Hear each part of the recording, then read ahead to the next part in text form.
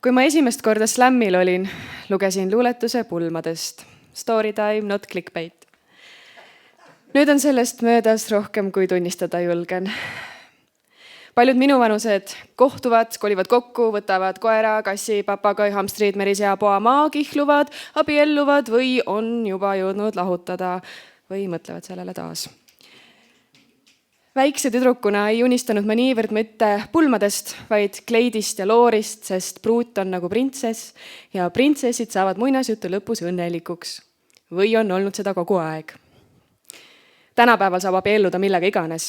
Ja ma olen hirmuga mõelnud, et ega ometi pole mina ühel päeval DLC saates tunnistamas I'm in love with my car. Võib-olla sellepärast polegi ma siiani autojuhi lube teinud, saab teeselda keskkonnateadlikkust. Jah, võib-olla.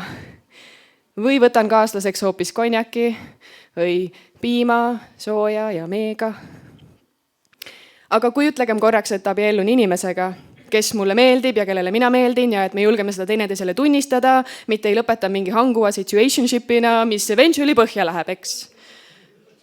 Kujutlegem idioodi ossioodi. Sina adidressides, oss tagurpidise nokatsi ja igavese rütmi liikumisega, pass veres, sinu julgus on jälk ja jahmatavalt cool, sa oled nii lahe, kui ütled mulle Bemmi alla keritud aknast nätsu matsutades. Aga kus lähed? Ma lähen ostan pulma kleidi, sest mees, sa oled nii kuum, kas sa selle Bemmiga driftid ka või? Fuck, siit tuleb ilus armulugu. Aga miks su Facebooki profiilikal Audi on,